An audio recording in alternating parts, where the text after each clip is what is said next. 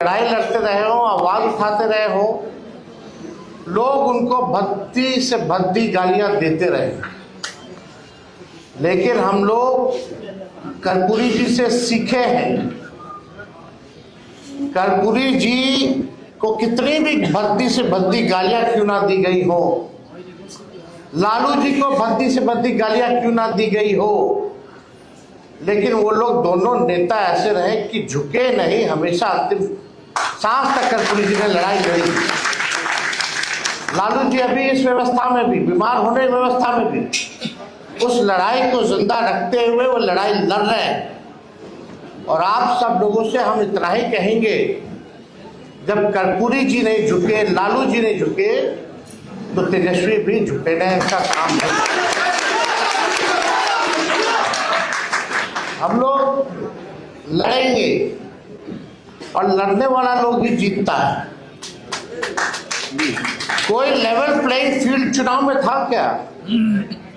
Media आपके साथ नहीं है, पूंजीपति आपके साथ नहीं है, संवैधानिक संस्थाएं आपके साथ नहीं है, अधिकारी, बेईमान अधिकारी, सब लोग, पूरा सिस्टम चुनाव में जो है लड़ा।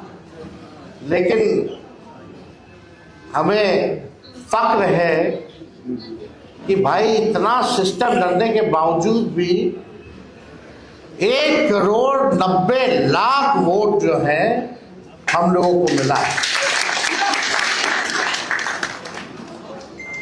तो 1,90,00,000 वोट, और छोड़ दीजिए, 60% बिहार की जनता जो है इस सरकार के खिलाफ मतदान किया। 60%, यानी बिहार की जनता जो है बदलाव चाहती थी। अब ज्यादा हम टेक्निकल नहीं होंगे, ज्यादा चीजें बाहर बोलने की जरूरत नहीं होती है, नहीं तो सब उसका चीर फाड़ करने लगते हैं।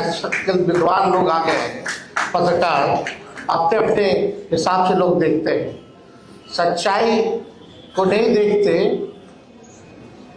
जो प्रोपेगेंडा जो है वो फैलाने में लोग लगा रहता है। और इसमें बाहर के लोग तो करते ही हैं, कुछ लोग अपने पार्टी के भीतर भी लोग हैं, वो छुपी बात नहीं है। लेकिन हम केवल इतना कहना चाहते हैं कि इस लड़ाई को चाहे कुछ भी हो जाए, हम लोग छोड़ने वाले नहीं है, मायूस होकर बैठने वाले नहीं है। जनता की आवाज को, बिहार की आवाज को, सदन हो, सड़क हो, इसको हम लोग हमेशा उठाते रहेंगे। बिहार के भविष्य के लिए लड़ाई लड़ते रहेंगे, इससे कोई कॉम्प्रोमाइज नहीं चलेगा। हमने बोला कि भाई ये सत्ता में चाहे जैसे तैसे आए हो, लेकिन 100 दिन सरकार बनने से लेकर 100 दिन तक हम इस सरकार को कुछ नहीं बोले। अब हम लोग चाहेंगे कि बाकी का 1,90,000 रुपया भी माताएं बहनों को जल्द से जल्द दे दिया जाए। 1 करोड़ जो नौकरी की जो बात की गई थी, वो 1 करोड़ नौकरी भी लोगों को दी जाए। हर जिला में कारखाने और फैक्ट्री लगाने की बात की गई, उसको भी जल्द से जल्द जो है लगवा दिया जाए। जो उन लोगों ने घोषणा पत्र केवल 38 सेकंड में खत्म कर दिया था, कम से कम उम्मीद है कि उस घोषणा पत्र को आप जमीनी स्तर पर लागू करेंगे। हम लोगों ने मुद्दे की बात की, पढ़ाई, दवाई, कमाई, सिंचाई, सुनवाई, कार्रवाई की बात की,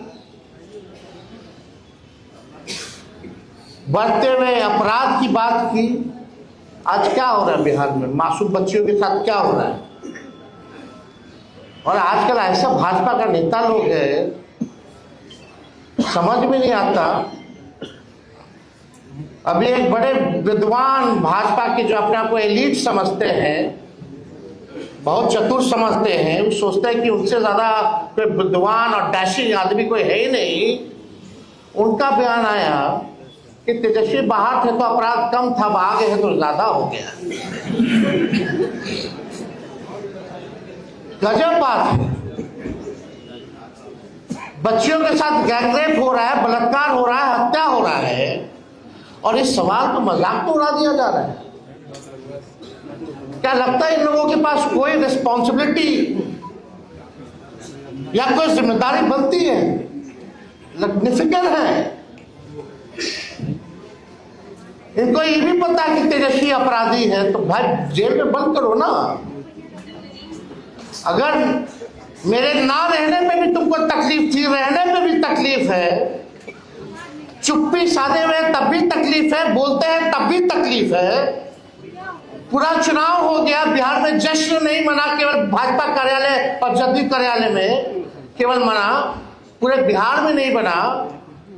चर्चा चुनाव के बाद तेजस्वी की हारने की हो रही है, ना कि इनकी जीतने की हो रही है।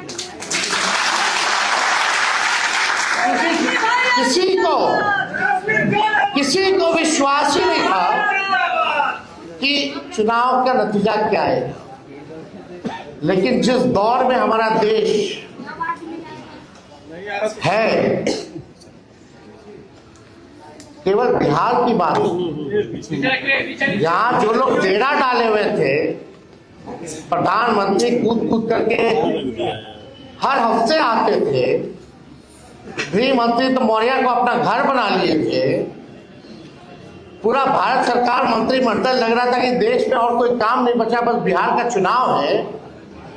आज कहाँ है मोदी जी, जो आप कहते थे 56 इंच, कौन से गाना गा रहे थे? आज क्या हालत है बिहार का? कौन लोग है भाई? एक ट्वीट भी किया जो बच्ची के साथ बलात्कार हुआ। हर जगह कौन ऐसा दिन नहीं है बिहार में जहां 200 राउंड गोलियां ना चलती हो, अपहरण ना होता हो, मर्डर ना होता। तो इन लोगों से कुछ होने वाला है नहीं। वो आप भी जानते, हम भी जानते, बिहार की जनता भी जानती है, और मीडिया के लोग भी जानते कि ये लोग कुछ कहता नहीं है। सत्ता में कैसे बने हुए हैं ये सब जानते हैं।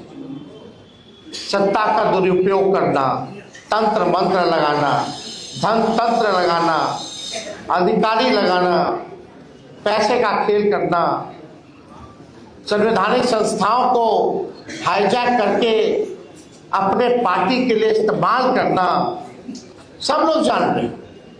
लेकिन हम इतना कहेंगे कि ये लड़ाई की अभी बस शुरुआत है, और हम लोग लड़ेंगे और लड़ करके जीतेंगे।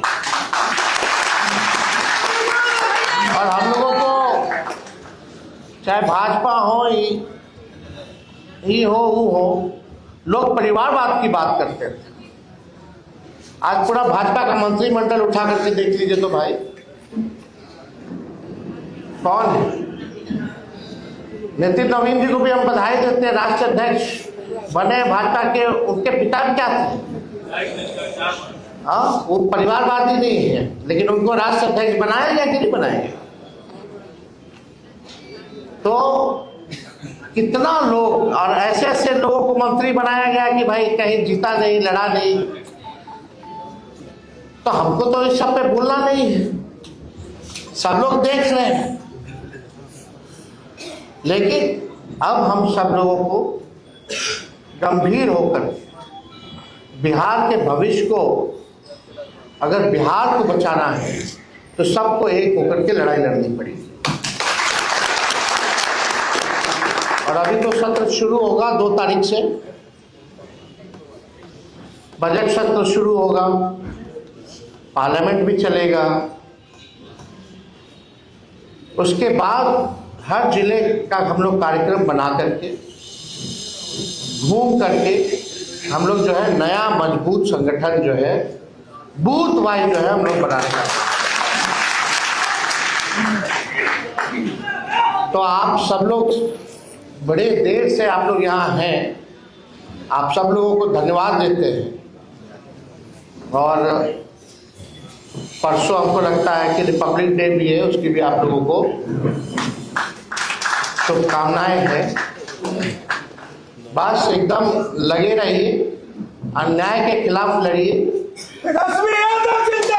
जिंदाबाद जिंदाबाद जिंदाबाद जिंदाबाद जिंदाबाद और जोर जुलूम के टक्कर में संघर्ष हमारा नारा है। बस नारा तक ही सीमित नहीं रहना है। तो हम लोग सब लोग मजबूत हैं, हम लोग कमजोर नहीं, हमारा समय कमजोर है। समय आएगा जब बिहार में गरीब राज करेगा। तो आप सब लोगों का इस अवसर पर आने के लिए आप लोगों का दिल से धन्यवाद देते हैं। कर्पूरी ठाकुर जी अमर रहे। जय हिंद।